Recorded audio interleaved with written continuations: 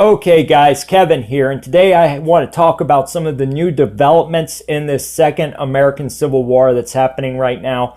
Some people call it the culture war. I call it a civil war, and for good reason. The level of division, hate, and authoritarianism we're seeing right now, it's unprecedented, and I do not believe that there's any hope of going back and reunifying America because we are too far balkanized. That said, I refuse to take the clown pill and just laugh at this stuff and do comic book videos while the world falls apart. So while my channel is being throttled right now, I will try to put out as many of these videos as possible and hope you guys will share them. So there was a case recently that by any other circumstance would be considered a hate crime. You had a Hispanic woman who was assaulted after just going about her everyday business. Assaulted and accosted by a white woman because that Hispanic woman did not fall in line with the ideology that white woman assigned to her as a Hispanic woman. You have no right to harass me. I know public office. And you just laid your hands on me. I don't care what you think. I didn't lay my hands on you. Yes, you did. Look at you. Look at you. I said don't take. But because that Hispanic woman was a Trump supporter, it is not in the national news. It is not being considered a hate crime. And nobody's talking about it. But we are going to talk about it. I'm going to bring her on. Her name is Paloma Zunida, and she was attacked in a very high-profile attack that happened this week, one of many. And this is something we've seen lately, this quickening of political violence and warfare against the opponents of the left. It's almost like ever since the left realized they weren't going to get their way with the Mueller investigation, they've just decided to commit and go all in to destroying their political opposition by any means necessary, no matter what it does to the fabric of this nation. They're in it to win it. And we're seeing that with the censorship, this massive push to censor people on the internet. I just did a video on that. You can watch that. It's all about the new laws in the UK and the new regulations Facebook and Google and Twitter are putting into place. We also saw Google this week try to change the algorithms and even label a film that was a pro-life film as a propaganda film, a move that they later said was an accident. But we hear that all the time. So there's that, but you also have the political violence. You have these very high-profile attacks that have happened lately, specifically Paloma, and then you also had Michael Knowles, who is a conservative columnist for the Daily Wire. He was attacked at a university. The people who attacked him were so violent they had to be tased by the police. He was just sitting there speaking, and they were that triggered. You had Brandon Straka, the founder of the Walk Away campaign. He was attacked at an airport by a deranged feminist. Now, speaking of airports, this is big. You had Avi Yemini, a well-known Australian activist who recently exposed Jim Jefferies and Comedy Central as frauds, as propagandists. He was detained in an airport in the United States and denied entry. He was told that his words might provoke violence. Now, this is something we've seen happen in Europe, but we've always said this would never happen here. Well, now it has, and we have to write our members of Congress, call our senators, do whatever we can to raise awareness of this. This is big, guys. So you had that happen, and here's the kicker. When they told him the reason he was being denied entry into the U.S., he asked, "Who reported me? How did you guys find out I was coming here?" They told him that Comedy Central actually alerted them that he was entering the United States. So you had a major corporation targeting an individual because of wrongthink. Just unacceptable. On top of that, we've heard this narrative a lot ever since the New Zealand incident where they say conservative speech might cause violence. That was the reason a school district gave for a teacher denying a student the ability to write a paper on President Donald Trump. This happened at Lake Ronkonkoma, New York. The young girl wanted to write a report on how Donald Trump was her hero. The real kicker here is that another student in the class who was black actually got to write a report on Barack Obama, the most divisive president of all time, the guy who actually believed in conflict theory and was a student of the Frankfurt School. So his whole presidency was built around division. That was acceptable, but not President Trump, who's been trying to save America. Same thing happened in California this week. You had a school district there try to ban people from wearing Trump shirts and pro-life shirts for an event the school was going to put on.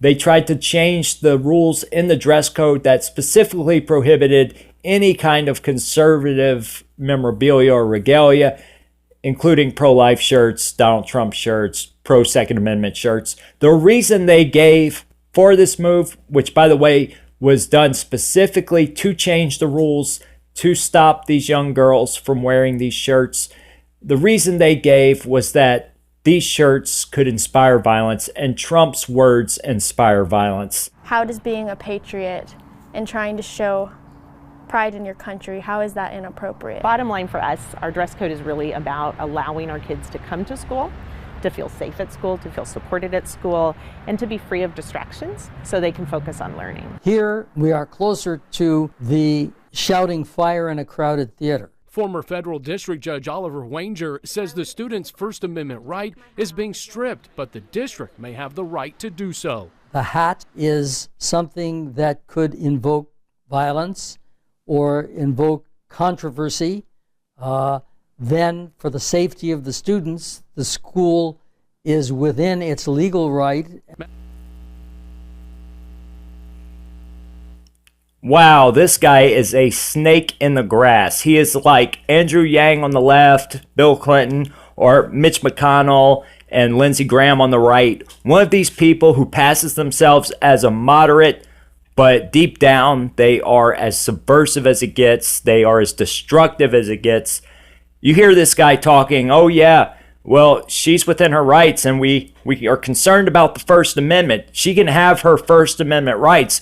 She just has to have them over there in that free speech area that's away from everybody else. And of course on public land and only open between 9 p.m. and 11 p.m. on Thursdays and Fridays. Otherwise, if she leaves that area with her Trump hat, it's to the gulag.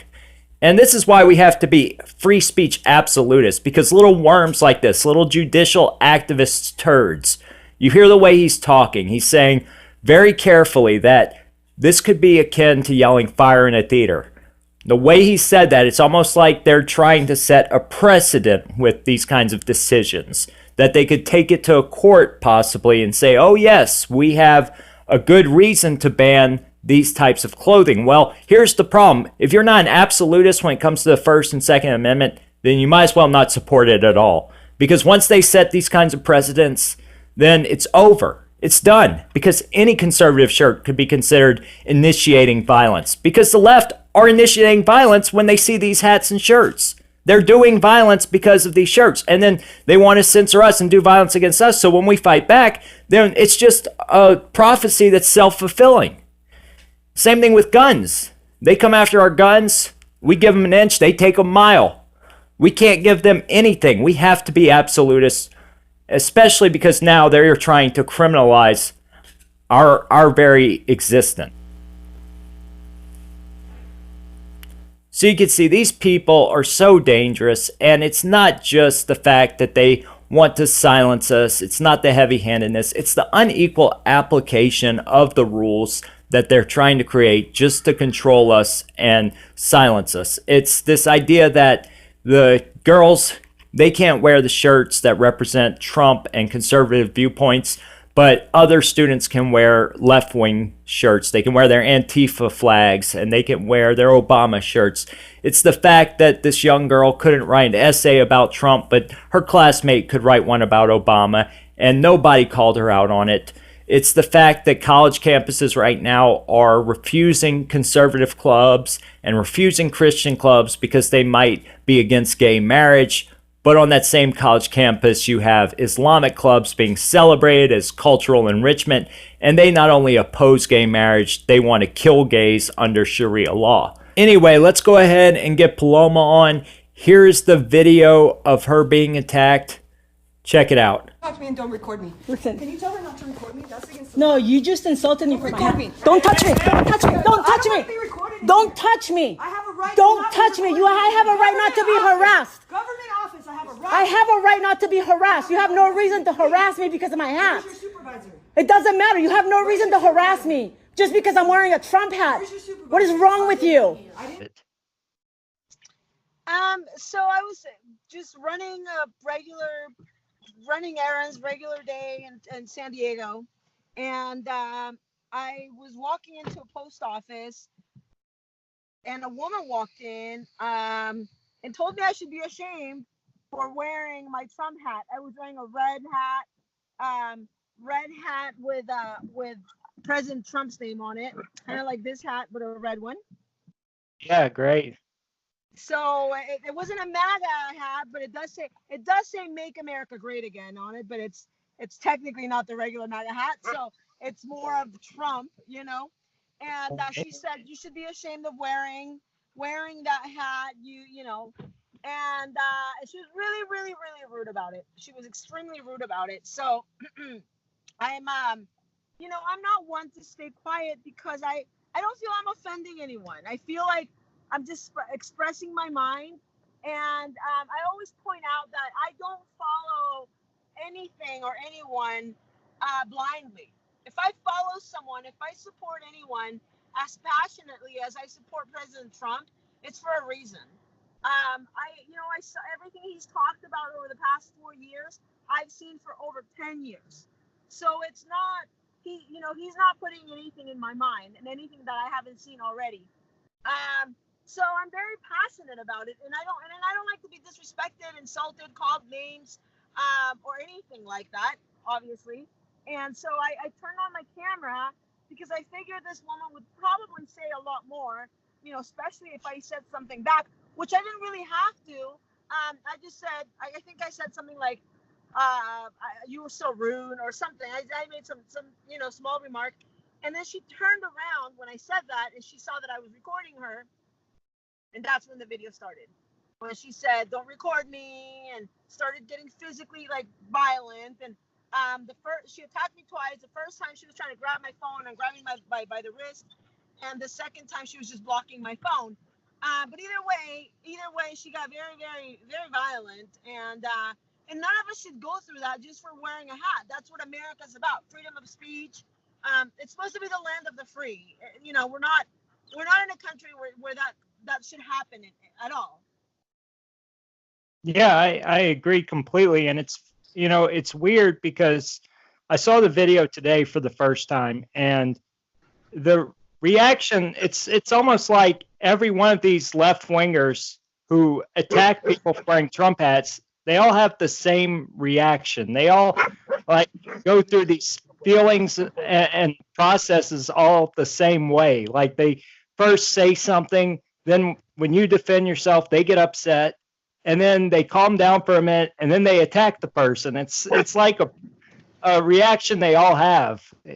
We joke that they're hive-minded, but they get so triggered, so fired up about these things that they can't help but get violent. And I think it's crazy because I talk sometimes on my channel about how we're in this sort of soft civil war right now in the United States. And I don't think a lot of people think so, but when you're a Trump supporter like me and you are, and when you wear the MAGA hat, you get this kind of hate, and you get into these kind of interactions with people just for wearing that hat. I think if more conservatives were out wearing Trump hats, or just if there was a way people knew who were open conservatives, a lot more people would feel this way because they would experience that kind of hate. Yeah, and I hope. I've been wearing it since the beginning, but I hope that by people like me that are so out there and open about it, that will encourage others to be the same way and not be afraid anymore, because we really shouldn't have to be. We have another election coming up, and we shouldn't have to hide it. 70-something million people, 80-something million people, which is what I believe will be voting for President Trump, shouldn't have to hide, their views, shouldn't have to hide at the booth who they voted for, shouldn't have to put their MAGA gear away before they get there. No, we're not fighting for for something. We're fighting for common sense. And again, we're always accused of being hateful, of being and I still get a lot of that in Mexico every day. I get verbally, like on social media, I get so many insults, I get so many attacks, and it's like, wait, so you're telling me this guy is full of hate, he's a Hitler, he's aggressive, and he's all this stuff, but here you are, coming on my social media or sending me emails threatening my life? Really? Like, wow, so we shouldn't have to be afraid anymore. And I've never been, I've gotten attacked a few times, but I was able to record it this time because I've gotten attacked before. But we shouldn't be afraid, and I hope that by doing what I do, hopefully other people will do it too. Yeah, I think that should be the goal for all of us in the Patriot movement, to try to make people feel more comfortable being open conservatives. I mean, as right-wing activists, we're almost in the situation the left were in back in the 1960s and 70s, when they felt like they were being persecuted because of McCarthyism. Whether you agree with McCarthyism or not, they went underground because they felt like they couldn't be open about what they wanted and what they believe in. And they still are sort of closeted. When you talk to leftists, they're not open about being socialists, or they'll lie about it. But I think they're pushing us underground right now, or trying to. Yes, you did. Yes, you did.